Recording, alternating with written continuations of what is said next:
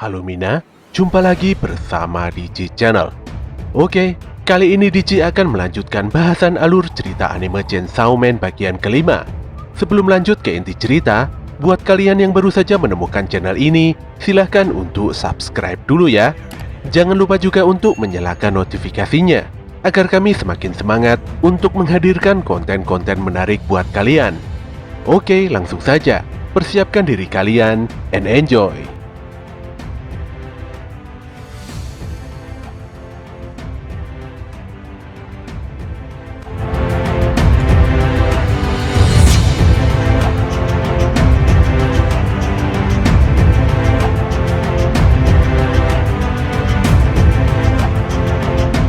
Setelah kematian Himeno, Katana Man baru sadar kalau Power atau si Majin Darah telah melarikan diri.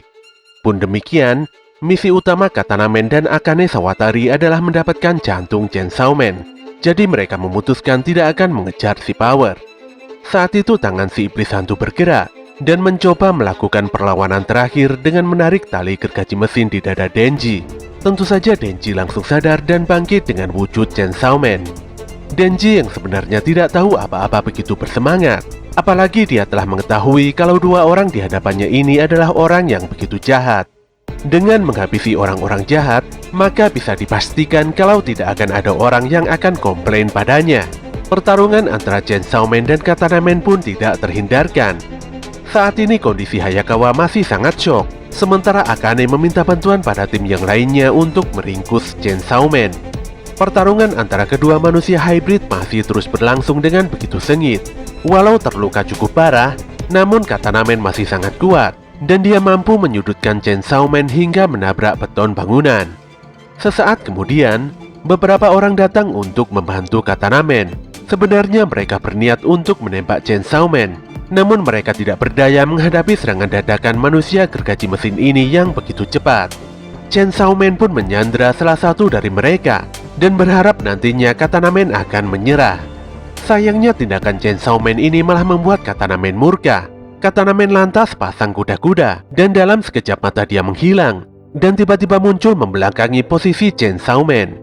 Saat itulah si Chainsaw Man dan sandranya tertebas menjadi dua bagian dan tentu saja mereka tewas begitu saja.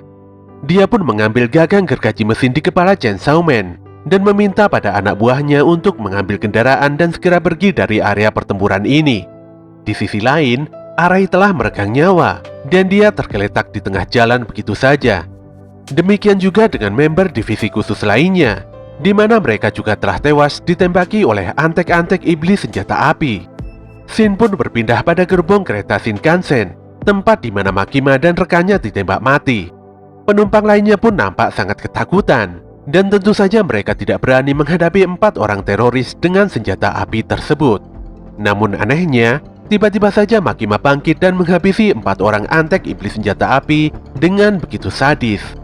Setelah turun dari kereta, Makima meminta Kurose dan Tendo yang sedari tadi menunggunya untuk membersihkan mayat keempat orang tersebut.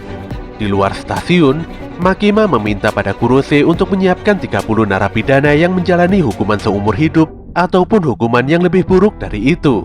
Sementara itu si Tendo diminta untuk menyewa sebuah kuil tertinggi, sekaligus mencarikan pakaian bersih untuk dikenakan Makima. Singkat cerita, Makima telah berada di kuil tertinggi serta mengganti pakaiannya. Bersamaan dengan itu, para tahanan pesanan Makima juga telah sampai di kuil tersebut. Di sisi lain, gerombolan penjahat sedang berusaha menggotong Chainsaw Man menuju sebuah mobil van. Namun disinilah kejadian mengerikan muncul, di mana seorang lelaki yang hendak membantu untuk menggotong Chainsaw Man tiba-tiba dikeprek hingga tewas oleh sesuatu yang tidak terlihat. Tentu saja semua orang sangat terkejut, tidak terkecuali si Akane dan Om Katana. Akane pun mengontak tim lain untuk memastikan kematian Makima. Sayangnya tim lain juga telah digeprek hingga hancur dan hanya menyisakan pakaiannya saja. Disinilah diketahui kalau yang melakukan penyerangan ini adalah si Makima. Untuk melakukan serangan ini, Makima menggunakan para tahanan dan bantuan penglihatan dari burung gagak. Setelah salah satu tahanan mengucapkan nama targetnya, Makima lantas menempelkan kedua telapak tangan dan memutarnya, hingga membuat targetnya meledak dan para tahanan tewas di tempat. Satu persatu musuh pun dikeprek dan dihancurkan. Walau berusaha kabur untuk menyelamatkan diri, namun mereka semua berhasil dikeprek dengan begitu sadis. Namun anehnya, Makima hanya menyisakan Om Katana dan si Akane saja. Ketika hendak membawa Chainsaw Man, Katana dan Akane dikejutkan dengan kemunculan Kobeni. Ternyata Kobeni berhasil selamat dari serangan tembakan karena dibantu oleh Arai yang telah mengorbankan dirinya sendiri. Disinilah diperlihatkan kalau Kobeni sebenarnya bukanlah beban. Dia terus berlari, walau Akane menekannya dengan serangan ekor iblis ularnya. Dia juga berhasil menghindari beberapa tembakan Om Katana, dan bahkan memotong tangan kanan lelaki paruh baya tersebut dengan pisau kecilnya. Tidak berhenti di situ, Kobeni juga menembaki punggung Om Katana dengan begitu tenang. Melihat kondisi Katana yang mengkhawatirkan, Akane pun memutuskan kabur dengan mengendarai van. Shin pun berpindah di stasiun Tokyo, di mana Makima mendapatkan kabar kalau semua member dari divisi khusus 1, 2, 3, dan 4 telah dibunuh. Dalang dibalik pembantaian divisi khusus ini, kemungkinan besar adalah iblis senjata api. Dikarenakan kekurangan personel, maka para petinggi Devil Hunter Tokyo memutuskan untuk melebur keempat divisi khusus menjadi satu divisi, di mana divisi khusus ini akan dikomandoi secara langsung oleh Makima. Pada keesokan harinya di rumah sakit Nerima, berita tentang pertempuran sengit kemarin terlihat mewarnai konten TV nasional. Menurut para saksi, ada beberapa manusia yang berkomplot dengan para iblis. Pihak berwajib pun masih terus melakukan investigasi tentang kejadian ini. Saat itu Hayakawa yang terbaring lemah di rumah sakit mulai sadar. Dia pun mendapatkan informasi dari Denji, kalau selain mereka, sisa dari divisi 4 hanyalah 2 orang saja termasuk Kobeni. Itu pun salah satunya memutuskan untuk mengundurkan diri karena begitu suramnya pekerjaan Devil Hunter ini. Denji dan Power pun beranjak pergi meninggalkan Hayakawa karena mendapatkan panggilan langsung dari Makima. Setelah kepergian Denji dan Power, Hayakawa pun mengambil pedangnya. Dia pun menarik gagang pedangnya dan bertanya pada iblis kutukan tentang berapa lama lagi waktu hidupnya yang tersisa. Iblis kutukan lantas menjawab kalau sisa hidup Hayakawa hanyalah 2 tahun saja. Untuk menenangkan diri, Hayakawa meraih rokok di sebelahnya. Namun bukannya tenang, dia malah teringat pada Himeno yang selalu memberinya dukungan. Kenangan bersama seniornya ini tanpa sadar membuatnya sedih dan menitikkan air mata. Sebenarnya si Denji ingin kembali mengambil barangnya yang tertinggal di kamar Hayakawa. Namun dia mengurungkan niatnya ketika mengetahui kesedihan Hayakawa. Dia pun merasa aneh, mengapa dirinya tidak menangis ataupun merasakan kesedihan sama sekali. Padahal saat Pochita mati, dia benar-benar sangat sedih. Herannya, kematian Himeno tidak membuatnya menangis. Padahal Himeno adalah orang pertama yang mau menjadi temannya. Dia pun mulai bertanya-tanya, bagaimana rasanya jika ditinggal mati Power. Bahkan jika Makima yang disukainya mati, mungkin dia akan murung dalam waktu 3 hari saja. Dan selebihnya dia akan kembali ceria seperti sedia kala. Bagi Denji, dia sudah merasakan bahagia asalkan bisa makan 3 kali sehari, mandi dan tidur normal. Denji pun mulai sadar kalau dia telah kehilangan hati nuraninya semenjak bergabung dengan Pochita.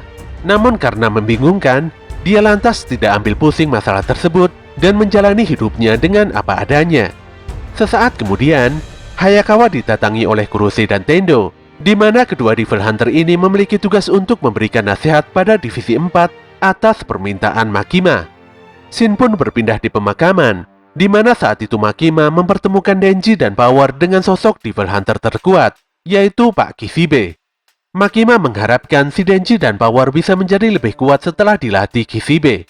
Pak Kishibe lantas memberikan beberapa pertanyaan pada Denji dan Power, di mana pertanyaan tersebut dijawab dengan asal-asalan oleh keduanya. Walaupun raut mukanya datar-datar saja, Kishibe memberikan nilai 100 dan sangat menyukai sosok Denji dan Power. Dia pun mempersilahkan Makima pulang, karena pelatihan Denji dan Power akan dimulai saat ini juga. Tanpa banyak basa-basi, Pak Kishibe langsung merangkul dan memperkenalkan dirinya pada Denji dan Power, di mana dia adalah Devil Hunter dari Divisi 1 yang menyukai miras dan membunuhi para iblis. Sesaat kemudian, Kishibe mencekik dan mematahkan leher Denji dan Power hingga keduanya tidak bisa bergerak sama sekali. Tapi dia langsung memberikan darah pada Denji dan Power hingga membuat keduanya pulih kembali. Pak Kishibe harus melakukan semua ini atas permintaan Makima. Jadi dia akan terus memburu Denji dan Power hingga mereka mampu mengalahkannya yang merupakan sosok Devil Hunter terkuat. Kishibe lantas bergerak cepat untuk menghindari serangan Denji. Dia pun berhasil mendaratkan beberapa tusukan pisaunya di tubuh dan otak Denji, hingga membuat pemuda tersebut sangat tidak berdaya. Nasib Power pun tidak jauh berbeda, di mana Pak Kishibe berhasil memotong tenggorokannya dengan begitu cepat. Pak Kishibe pun berjanji akan membuat Denji dan Power menjadi sosok Devil Hunter terbaik yang pernah ada. Kembali lagi di rumah sakit, di mana saat ini Hayakawa tidak bisa memanggil iblis rubahnya. Kurose menjelaskan kalau Hayakawa terlalu berlebihan dalam menggunakan kekuatan iblis rubah, hingga membuat iblis tersebut jadi membencinya. Untuk melanjutkan tugasnya sebagai Devil Hunter, Hayakawa harus membuat kontrak dengan iblis yang lebih kuat dari sebelumnya. Dengan sangat serius, Hayakawa memastikan kalau dirinya akan terus maju, apalagi pembunuh keluarga dan sahabatnya masih hidup tenang di luar sana. Tidak terasa waktu sudah malam hari saja. Pak Kishibe pun memutuskan pulang untuk beristirahat, meninggalkan si Denji dan Power dalam keadaan sangat depresi karena selalu dikalahkan. Denji dan Power benar-benar tidak bisa mengingat berapa kali mereka dibunuh hari ini. Keduanya pun mau tidak mau harus bekerja sama dan memutar otaknya demi mengalahkan Pak Kishibe pada esok harinya. Dan benar saja, esok paginya si Power langsung melepaskan tombak darahnya pada Kishibe, tepat di depan pintu kamar apartemen. Saking hebatnya, Pak Kishibe mampu menghindari serangan tersebut dengan begitu mudah. Power juga meletakkan beberapa botol darah di lantai atas dan menghujamkannya secara langsung pada Kishibe. Lagi-lagi Kishibe mampu menghindari serangan Power. Bahkan dia langsung menghancurkan semua tombak darah milik Power dengan kekuatan taijutsunya. Saat itu Denji turun dari lantai atas dan hendak mengapak kepala Kishibe dari belakang. Sayangnya dia terkena tendangan berputar Pak Kishibe yang begitu kuat, hingga membuatnya seakan-akan tidak berguna dan terkapar begitu saja. Power menggunakan terlalu banyak darah hingga membuatnya anemia, sementara si Denji gagal memprediksi serangan dadakan Kishibe. Pak Kishibe pun memuji keduanya karena telah berusaha. Dia pun mengakhiri latihan hari ini dan segera pergi untuk minum-minum. Ketika Denji begitu senang karena latihannya selesai, tanpa diduga Pak Kishibe melesatkan pisaunya hingga menembus kepala Denji. Tentu saja si Denji langsung kaget dan pingsan di tempat. Kishibe menegaskan agar Denji dan Power jangan mudah percaya pada perkataan musuh sekalipun. Di waktu yang sama, Kurose dan Tendo mengajak Hayakawa pergi ke penjara iblis bawah tanah, di mana Biro Keamanan Publik mengurung iblis yang mereka tangkap di tempat tersebut. Mereka pun berhenti di sel nomor 108, di mana di dalamnya terdapat sosok iblis masa depan. Kurose menjelaskan kalau ada dua orang di Biro Keamanan Publik yang telah membuat kontrak dengan iblis ini. Satu orang memberikan setengah masa hidupnya, sementara satunya lagi malah mengorbankan mata indera perasa dan penciumannya. Kurose pun membukakan pintu sel dan mempersilahkan Hayakawa untuk menemui si iblis masa depan. Hayakawa lantas memasuki sel dan melihat dengan tenang sosok iblis di hadapannya yang berupa bola mata terbang.